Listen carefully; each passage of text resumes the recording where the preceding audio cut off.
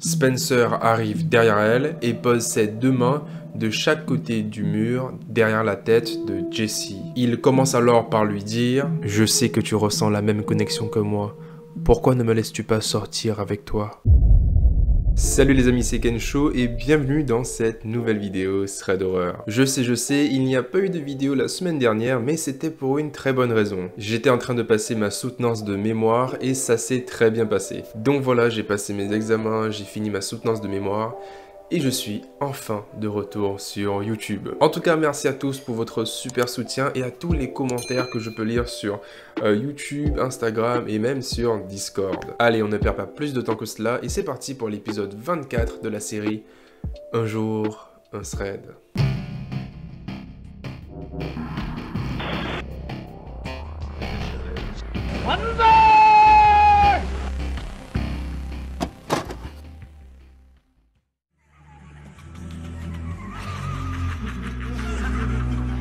La première histoire est celle de Jane, et à l'époque des faits, elle n'avait que 14 ans et était déjà autorisée à rester seule à la maison. À cette époque-là, on est en été et Jane se rend comme à son habitude à sa colonie de vacances vers 8 h du matin, puis rentre chez elle toute seule vers environ 15 h de l'après-midi. Sa maison est située près d'une rue qui forme un U. Mais pour une raison inconnue, le chauffeur de bus ne déposait jamais Jane directement chez elle. Il la déposait toujours au bout de sa rue, puis elle finissait par rentrer chez elle à pied. Les parents de Jane travaillent toujours jusqu'à tard dans la nuit et il arrivait qu'ils ne rentraient qu'à 20 h. Et surtout, engager une babysitter était bien trop coûteux pour seulement 4 ou 5 heures par jour. Donc, lorsque le bus la déposait près de chez elle, Jane se retrouvait souvent seule à la maison pendant plusieurs heures. Mais Jane, ça ne la dérange pas plus que ça, puisqu'elle avait une routine qui consistait à jouer à des jeux en ligne avec ses amis du collège et à regarder la télévision.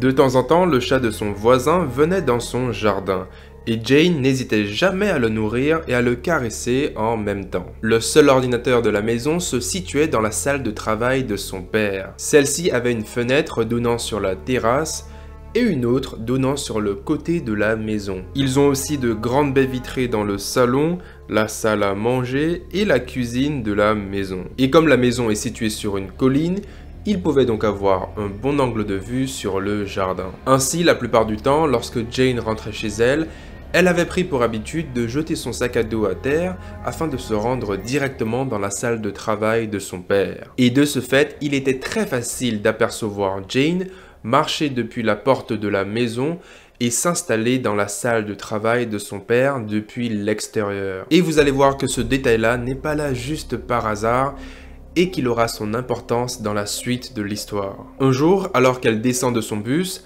elle fait tout comme à son habitude. Elle ouvre la porte de sa maison, jette son sac à dos sur le sol, puis se rend dans la salle de travail pour jouer à l'ordinateur. Mais au bout de 30 minutes, Jane entend des légers miaulements provenant de la fenêtre. Elle met alors son jeu en pause et regarde vers l'extérieur pensant que le chat du voisin était peut-être passé par là. Mais en jetant un coup d'œil dehors, Jane n'aperçoit aucun chat dans son jardin. Elle se rassoit alors et continue de jouer comme si de rien n'était. Mais elle entend à nouveau des miaulements. C'étaient des miaulements assez étouffés, mais relativement perceptibles. Alors Jane décide à nouveau de vérifier dans son jardin, mais à nouveau, elle ne voit toujours rien. Après 10 bonnes minutes de miaulements continus, Jane décide finalement de se déplacer dans le salon afin de regarder la télévision. Mais à peine 2 minutes plus tard, elle entend à nouveau des miaulements au niveau de la fenêtre à côté d'elle. Elle est confuse et un peu effrayée, alors elle décide de fermer les stores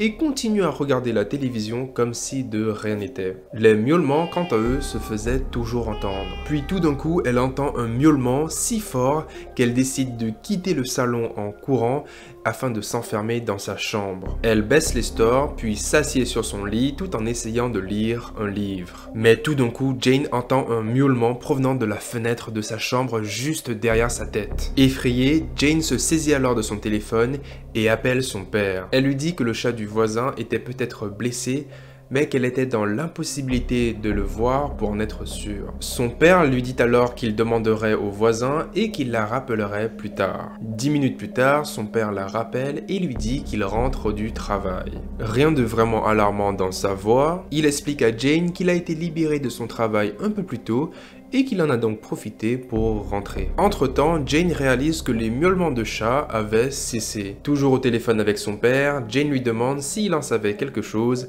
par rapport aux miaulements de chat qu'elle ne cessait d'entendre pendant tout ce temps. Mais ce qui va lui révéler va totalement lui glacer le sang. Après avoir appelé le voisin, ce dernier serait effectivement venu vérifier la maison. Il avait trouvé de grandes empreintes de pas qui tournaient autour de la maison. Les traces étaient groupées près du mur, de sorte que si Jane essayait de regarder en dehors de la maison, elle n'aurait strictement rien pu voir. Quelqu'un l'avait traqué jusqu'à sa maison. Ce dernier observait Jane à travers les fenêtres et aurait essayé de reproduire des miaulements de chat afin que Jane sorte de la maison. Il devait sûrement savoir qu'elle était seule chez elle, puisqu'il était facile de la voir marcher seule dans la rue et de la voir rentrer dans la maison. Son voisin a alors immédiatement appelé le père de Jane et a commencé à fouiller autour de la propriété. Mais il n'a trouvé absolument personne. La police, elle, n'a pas été appelée puisque les seuls indices étaient des traces de pas qui menaient vers une forêt. Et surtout, Jane n'avait vu absolument personne, donc elle était dans l'impossibilité d'identifier qui que ce soit. Jusqu'à aujourd'hui, cette histoire rend Jane extrêmement nerveuse. Et elle se dit surtout que cet individu n'était probablement pas à son premier coup d'essai. Et qui sait s'il a déjà réussi à attirer des enfants hors de chez eux pour faire je ne sais quelle horreur. Et vous, qu'en pensez-vous de cette histoire? Et que serait-il arrivé à Jane si elle avait décidé de sortir en dehors de sa maison? Comme d'habitude, écrivez-moi vos avis en commentaire et j'épinglerai le meilleur d'entre eux sous cette vidéo.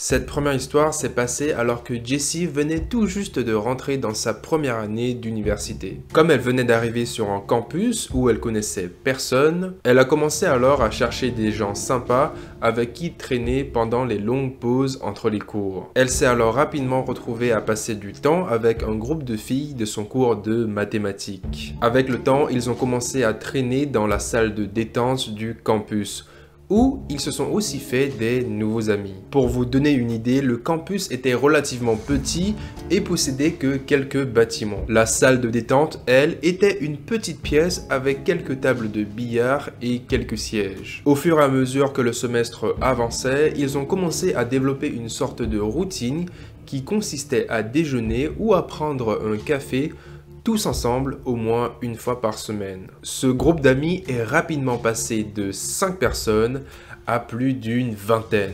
Les amis ont commencé à ramener des connaissances et le groupe de Jessie s'est très rapidement agrandi. Un garçon du nom de Spencer, qui était l'ami d'un ami, les rejoignait régulièrement pour le café ou le déjeuner. Un jour, Jessie apprend qu'elle lui plaisait et qu'il souhaitait avoir son numéro de téléphone. Jessie refuse gentiment et lui dit qu'elle n'est absolument pas intéressée puisqu'elle possédait déjà un petit ami.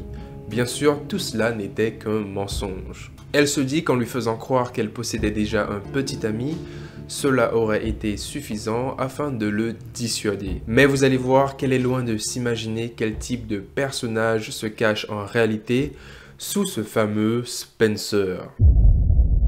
Un matin, Jessie reçoit un message de groupe envoyé par son amie Christy, qui demandait à ceux qui le voulaient de se rencontrer pour prendre un café. Tout le monde accepte et le petit groupe se fixe alors une heure de rendez-vous. Jessie a pour habitude d'être toujours à l'avance lors des rendez-vous. Elle arrive donc avec environ 10 minutes d'avance avant tout le monde. Puis soudain, elle aperçoit Spencer peu de temps après son arrivée. Ce dernier s'assoit à côté d'elle, puis ils échangent un bonjour amical avec un sourire gêné. 15 minutes plus tard, mis à part Spencer et Jessie, aucun autre membre du groupe ne se présente au rendez-vous. Finalement, Spencer se tourne alors vers Jessie et lui dit « C'est un rendez-vous surprise, c'est moi qui ai tout planifié. Et aujourd'hui, il n'y aura que toi et moi. » Il est important de noter que Jessie est une personne avec un très fort caractère. et elle déteste qu'on lui mente. Elle décide alors de se lever de sa chaise, elle prend ses affaires et part du café sans dire un seul mot. Les 2 semaines suivantes sont passées sans aucun message de Spencer sur le groupe d'amis qu'ils avaient en commun. Elle pensait qu'il avait peut-être compris qu'elle n'était pas intéressée, mais au bout de quelques temps, elle a remarqué que Spencer venait souvent à la salle de sport de l'école où elle venait s'entraîner. Au début, elle n'y a pas trop prêté attention puisque leur emploi du temps était assez similaire. Alors elle se dit que c'était peut-être aussi le seul moment qu'il avait pour s'entraîner. Mais rapidement, Spencer est passé du stade de il était présent à chaque séance de Jane à la suivre partout dans la salle de sport. Quelle que soit la machine qu'elle utilisait, il était toujours à côté d'elle, faisant mine de soulever des poids et à la fixer. Jessie, elle, avait des amis qui travaillaient à la réception de la salle de sport. Elle décide alors de leur en parler et ces derniers lui disent qu'ils s'en occuperaient s'il venait à être trop intrusif. Un jour, alors qu'elle est en train de faire des exercices pour ses jambes, Spencer apparaît soudainement à côté d'elle, il retire le casque des oreilles de Jessie et commence à lui dire qu'elle était en train de faire son exercice de la mauvaise façon tout en ayant ses mains autour de sa taille. Jessie, fou de rage, se retourne et lui ordonne de retirer ses mains. Spencer s'excuse comme si de rien n'était et lui demande à nouveau de sortir avec lui. Une fois de plus, elle lui répond qu'elle n'est pas intéressée et qu'elle possédait déjà un petit ami. Jessie pensait qu'après cette altercation, Spencer aurait finalement compris qu'elle n'était pas du tout intéressée par sa personne. Puis un jour, à la salle de sport, alors que Jessie est en train de marcher dans le couloir en direction des vestiaires des filles, Spencer arrive derrière elle et pose ses 2 mains de chaque côté du mur derrière la tête de Jessie. Il commence alors par lui dire « Je sais que tu ressens la même connexion que moi. Pourquoi ne me laisses-tu pas sortir avec toi ?» Jessie se met alors à hurler en appelant son ami Chris qui travaillait à la réception de la salle de sport. Du haut de ses 1,90 m, Chris arrive et sépare Spencer de Jessie et l'exclut définitivement de la salle de sport sans aucune possibilité d'y retourner. Un soir, Jessie reçoit un SMS de la part d'un numéro inconnu. Elle l'ouvre et remarque avec horreur que c'était Spencer. Ce dernier s'excuse par rapport à ce qui s'était passé à la salle de sport, mais Jessie lui dit que ce qu'il avait fait n'était vraiment, mais vraiment pas correct. Elle lui fait à nouveau comprendre qu'elle n'est pas intéressée et qu'elle aimerait qu'il la laisse tranquille à partir de maintenant. Il s'excuse alors à nouveau, puis plus rien. Jessie pense alors qu'il avait enfin finalement compris une bonne fois pour toutes qu'elle n'était pas du tout intéressée. Puis, elle bloque son numéro. Tout allait bien jusqu'au jour où, en rentrant du travail, elle retrouve sur le pas de sa porte un bouquet de fleurs. Elle se dit que c'était probablement sa grand-mère puisqu'elle avait pour habitude de faire des choses adorables comme ça. Mais au moment de ramasser le bouquet de fleurs, Jessie remarque une lettre vierge sans aucune signature avec une seule inscription: J'aime te regarder. Paniquée, Jessie commence alors à appeler et à envoyer des SMS à ses amis, pensant qu'il s'agissait d'une mauvaise blague.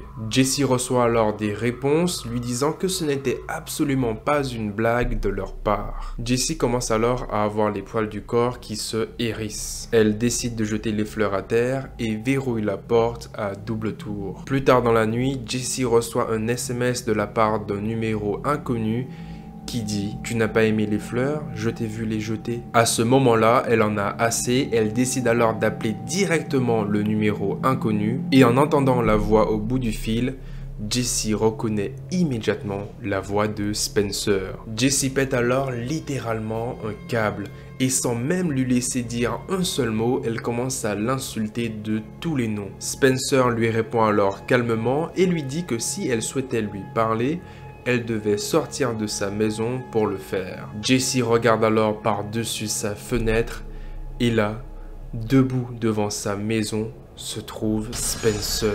Jessie appelle alors directement les flics. Ces derniers arrivent sur place, arrêtent Spencer, puis l'amènent au commissariat afin de l'interroger. Mais finalement, il sera relâché peu de temps après, avec pour seul ordre de ne plus s'approcher de Jessie. Jessie de son côté est terrifiée à l'idée que Spencer se manifeste à nouveau malgré l'interdiction de s'approcher d'elle, car au final il est toujours en liberté et il a toujours la possibilité de faire tout ce qu'il souhaite. Mais heureusement pour Jessie, elle déménage peu de temps après, à environ 300 km de son ancienne maison. Et depuis ce jour, elle ne l'a plus jamais revue de sa vie.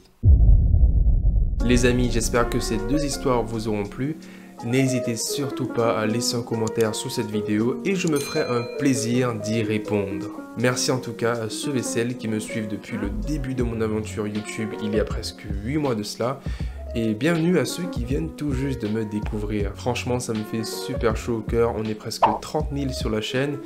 Et franchement, je n'aurais jamais imaginé cela quelques mois auparavant. Allez, sur ce, je vous laisse. Passez une agréable journée ou fin de soirée. Et je vous dis à la prochaine pour une nouvelle vidéo. C'était Ken Show. Prenez soin de vous. Ciao.